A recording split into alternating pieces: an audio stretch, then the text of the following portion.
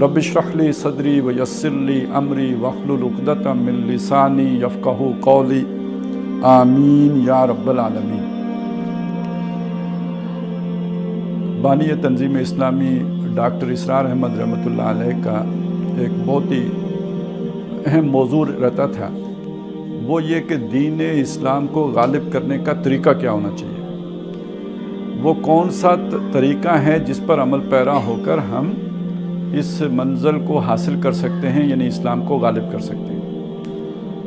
और ये इसका जो पस मंज़र होता था, जो जिस तनाजुर में ये बात की जाती थी, वो तनाजुर ये है कि उम्मत मुसलमा में कुर्बानी देने वाले लोग तो बहुत हैं जो दीन के गलबे के लिए कुर्बानियाँ दे रहे हैं, जानों तक कुर्बान कर रहे हैं और दुनिया भर में कर रहे हैं। पूरी मुस्लिम दुनिया में लोगों ने कुर्बानियाँ दी हैं, बड़ी बड़ी जमातें उठी हैं, लाखों लोग उनके कारकुन बने हैं, लेकिन ये कि ये मंजिल आज तक सर नहीं की जा सकी।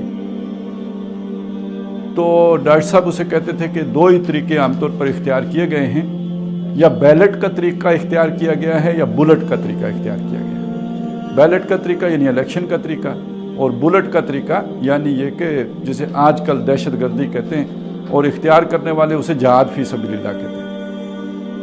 तो डॉक्टर साहब का कहना यह था कि ये दोनों तरीके जो हैं वो इस मकसद के हसूल में नाकाम साबित हो चुके हैं, और इस वक्त उम्मत मुस्लिमा की ज़रूरत ये है कि नबी सल्लल्लाहु अलैहि वसल्लम के तरीके से उसूल अखज़ करके अपने लिए लाए अमल बनाया जाए।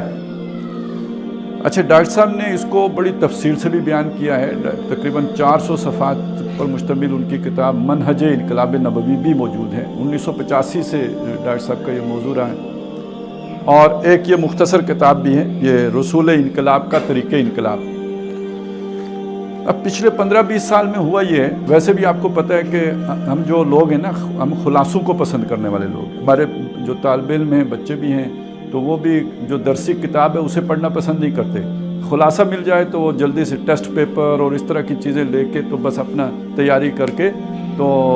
निसाब मुकम्मल करो और इम्तिहान दो, पास हो जाओ।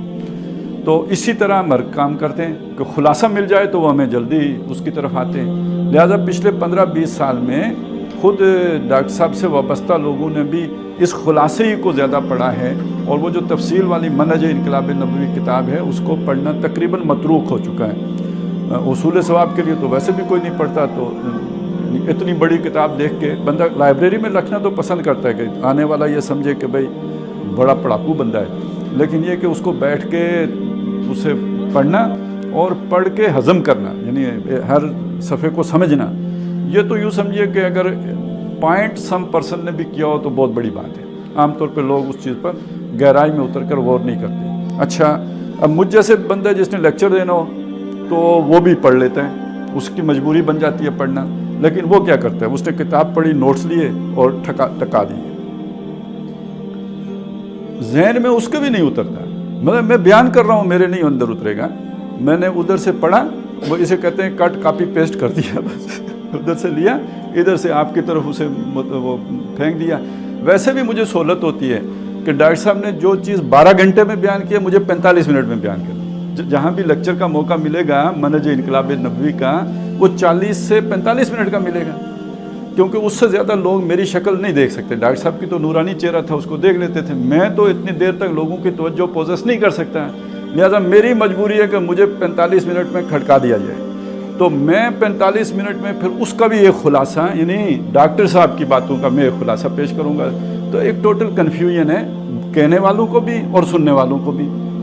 और दूसरी तरफ ये कि इस अरसे में दो बड़ी ज़ोरदार किस्म की तनकीदें आ चुकी हैं इस किताब, बड़ी इल्मी किस्म की, बड़ी मुदल्लल किस्म की, और बड़ी जिसे कहते हैं वज़न वाली तनकीदें डॉक्टर साहब के इस तसव्वुर के ऊपर आ चुकी हैं, जिनका पहली का तो डॉक्टर साहब ने खुद जवाब दिया, लेकिन वो तो चलें पढ़ने की चीज़ें मैं रेफ़र कर दूंगा जब वहाँ पे हम पहुँचेंगे। और दूसरी तनकीद तो अभी हाल ही में हुई है, उसका किसी ने जवाब देने का तकल्लुफ़ ही गवारा नहीं किया है, हालांकि अपनी जगह पे वो भी वज़नी तनकीद है, और बहुत से लोगों के जहनों में जो जानते भी हैं इस सोच को, उनके जहनों में भी सवालिया निशान पैदा करने का मूजिब हो सकती है अगर कोई उसे पढ़ेगा तो इसलिए ज़रूरत है कि इन चीज़ों को हम फिर असर नो पढ़ें اور ان تنقیدوں کی روشنی میں پڑھی۔ اچھا، ان میں سے جو پہلی تنقید ہے جس کا کسی درجے میں ڈاکٹر صاحب نے جواب بھی دیا تھا، وہ جاوید احمد غامدی صاحب کی طرف سے آئی تھی۔ آپ کو معلوم ہونا چاہیے کہ ڈاکٹر صاحب مکی مدنی زندگی کو جوڑ کر منہج انقلاب نبوی بناتے ہیں، اور اس میں ڈاکٹر صاحب کے موقف کے مطابق مدینے میں جب ہجرت ہوئی تھی تو ریاست نہیں قائم ہوئی تھی، ریاست قائم ہوئی ہے صلح حدیبیہ کے بعد۔ یہ ڈاکٹر صاحب کا موقف ہے، اور سارا منہج انقلاب نبوی کا مدار اس بات کو ماننے پر، اس مفروضہ کہیں یا اس حقیقت کو ماننے پر ہے، دونوں باتیں آپ جیسے کہہ لیں، ابھی ہم اتنا ہی کہتے ہیں، اس کو ماننے پر ہے۔ غامدی صاحب یہ کہتے ہیں کہ جناب نبی صلی اللہ علیہ وسلم جو مدینے آئے تھے وہ ایک مقتدر کی حیثیت سے آئے تھے، ایک حکمران کی حیثیت سے آئے تھے۔ اوس اور خزرج نے حضور صلی اللہ علیہ وسلم کی اتھارٹی کو تسلیم کر لیا تھا، اور وہاں وہ ایک حکمران کی اور سلطان کی حیثیت سے آپ صلی اللہ علیہ وسلم مدینے میں بے تاج بادشاہ کی حیثیت سے آئے تھے۔ اچھا، بہت سے مواقع پہ ڈاکٹر صاحب نے یہ جملہ خود بھی بولا ہوا ہے کہ نبی صلی اللہ علیہ وسلم کی مدینے آمد ایک بے تاج بادشاہ کی حیثیت سے تھی۔ بعض جگہوں پہ ڈاکٹر صاحب نے خود بھی یہ بات کہی ہوئی ہے، خاص طور پہ وہ جو ہے نا وہ جو کنسائز ہسٹری آف اسلام جو لکھی گئی تھی اس کے حوالے سے، یعنی محمد ایٹ مکہ اور محمد ایٹ مدینہ صلی اللہ علیہ وسلم، اس حوالے سے ڈاکٹر صاحب وہ وضاحت کرتے ہیں کہ اس کو یہ فرق کیوں نظر آیا کہ مکے کا محمد اور ہیں اور مدینہ کے محمد اور ہیں، اس لیے کہ اسے مکے میں نبی صلی اللہ علیہ وسلم ایک نبی کی شان میں نظر آتے ہیں، اور مدینے والے تو سٹیٹس مین کی شان میں نظر آتے ہیں اور حکمران کی شان میں نظر آتے ہیں۔ تو یہ باتیں خود ڈاکٹر صاحب نے بھی کی ہوئی ہیں۔ تو جب غامدی صاحب وہی بات کہہ رہے ہوتے ہیں تو وہ بات ہے کہ جس کو آپ کی پوری علمی تاریخ سپورٹ کر رہی ہوتی ہے۔ دوسری طرف ابھی حال ہی میں یہاں پہ آپ ہی کے شہر سے ایک ای رسالہ نکلتا ہے، یعنی پہلے رسالے نکلا کرتے تھے نا اس ہارڈ کاپی میں، تو اب تو رسالے جو ہیں وہ الیکٹرانک میڈیا پہ آ جاتے ہیں نا، وہیں پہ نکلتے ہیں، تو اس پہ ہی لوگ زیادہ ہوتے ہیں۔ تو ایک رسالہ وہ بھی ہے کہ جو ہارڈ کاپی میں تو دستیاب نہیں ہوتا، عکسی انداز میں آپ کے پاس آتا ہے۔ تو وہ لوگ ہیں کہ جو پچھلے 15 سال تنظیم کے لوگوں کو، رفقائے تنظیم اسلامی کو منہج انقلاب نبوی پڑھاتے رہے ہیں، اور پڑھا کے انہوں نے پھر جو اس پر تنقید کی ہے تو وہ انہوں نے اپنے رسالے میں اس کو چھاپا ہے، 10-15 صفحات 15 صفحات کا تقریباً وہ مضمون ہے، اس کا بھی کوئی جواب نہیں آیا۔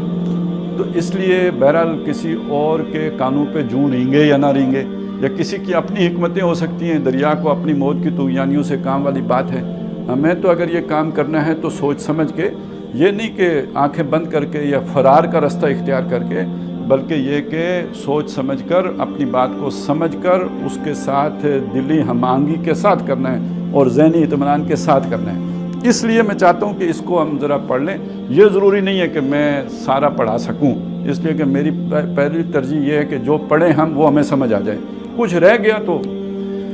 وہ کیا کہتے ہیں جی، یار باقی تو صحبت باقی، یا یار زندہ صحبت باقی، کچھ اس طرح ہے۔ تو اگلی دفعہ اللہ نے توفیق دی آئیں گے تو پھر کر لیں گے، آئندہ ہو جائے گا، اور نہیں تو ہم بھی ملاقات کر لیں گے، تو اس کے ذریعے سے ہو جائے گا۔ لیکن یہ کہ ہمیں جو کرنا ہے اس کو ذرا تسلی سے کر لیں۔ تو ڈاکٹر صاحب جب بھی منہج انقلاب نبوی کی بات کرتے تھے تو اس میں عام طور پہ 2 چیزیں گنواتے تھے۔ یہاں پہ انہوں نے شروع میں ایک تیسری چیز گنوائی ہے، یعنی یہ اصل جو بڑی کتاب ہے منہج، اس میں یہ چیز آپ کو نہیں ملے گی، وہ دلیل کہ یہ مضمون کیوں اہم ہے۔ تو اس کی 2 باتیں تو ڈاکٹر صاحب ادھر بیان کرتے رہے ہیں، لیکن یہاں پہ انہوں نے ایک تیسری بات سب سے پہلے بیان کی ہے، یعنی اس کی اہمیت کو اجاگر کرنے کے لیے۔ تو پہلے میں وہ پڑھ لیتا ہوں۔ معزز حاضرین، اور یہ میں صفحہ نمبر 3 سے پڑھ رہا ہوں، تقدیم میں نے چھوڑ دی ہے سید قاسم محمود صاحب کی۔ معزز حاضرین اور محترم خواتین، السلام علیکم ورحمۃ اللہ وبرکاتہ۔ میں اپنے موضوع پر براہ راست گفتگو سے قبل آپ کے سامنے ایک سوال رکھ رہا ہوں کہ آج امت مسلمہ کی سب سے بڑی ضرورت کیا ہے؟ ہر شخص سوچے کہ کیا مال و دولت، حکومت، تعلیم، ٹیکنالوجی یا جمہوریت میں سے کوئی چیز ہماری سب سے بڑی ضرورت ہے؟ सवाल है। मेरे तज्जिए के मुताबिक आज उम्मत मुस्लिमा की सबसे बड़ी ज़रूरत यह है कि वो इस्लामी इनकलाब बर्पा करने के लिए उस तरीक़ेकार को